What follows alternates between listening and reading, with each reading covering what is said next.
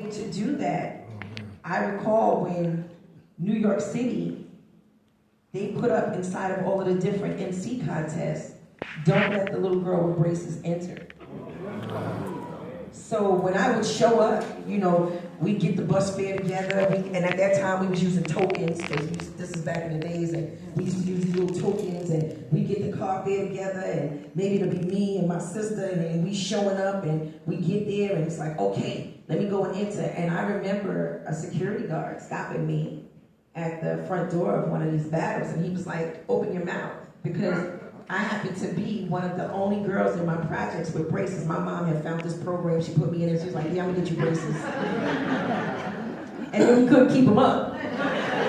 Because she just thought you get the braces, and the braces just do their own thing. She didn't know we had to crank them and tighten them and fix them every month. She was like, oh no, that's almost like the phone bill. So I had these braces in my mouth, and he was like, open your mouth. And I didn't want to open my mouth. And I remember my sister saying, say it's me, I'm gonna open my mouth, then I'm gonna get on the stage. And we tried that didn't work, but they wouldn't allow me. So what a lot of people don't know is that my career started in Philadelphia because New York City wouldn't sign me.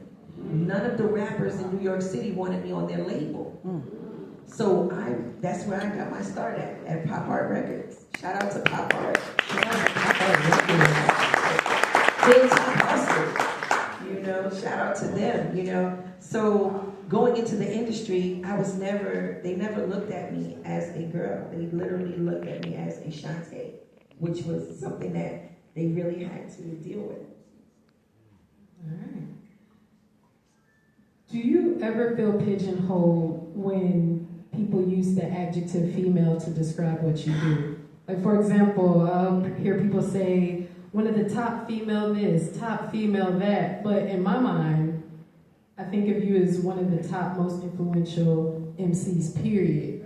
And before, I hand it over, I just want to make a point that a couple years ago, when it comes in terms to Billboard, they say that hip hop is falling off. It's going to be replaced by Afro beats or country. It's not charting.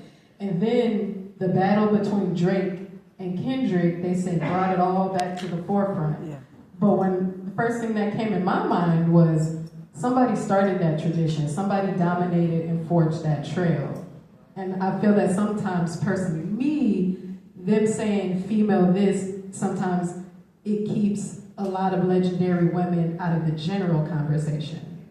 So do you feel that that's a sense of empowerment, or sometimes does it pigeonhole your impact on the culture? Well, there's a story behind the term female rapper, because it originated with me. Before that, everybody was just rappers. And then they came up with the title female rapper. Yeah. The very first time I heard it, I was in a battle for world supremacy. And this was to make you the best in the world. This meant that there was no one better than you. This meant that no matter where you went, you were going to have this title, you were going to have this belt, and the world had to recognize you as the very best. You would be in Billboard, you would be inside of all these different magazines, because they'll tell everybody that you were the best in the world. I entered into that contest when I was 15 years old. It was myself versus about 12 to 15 other MCs.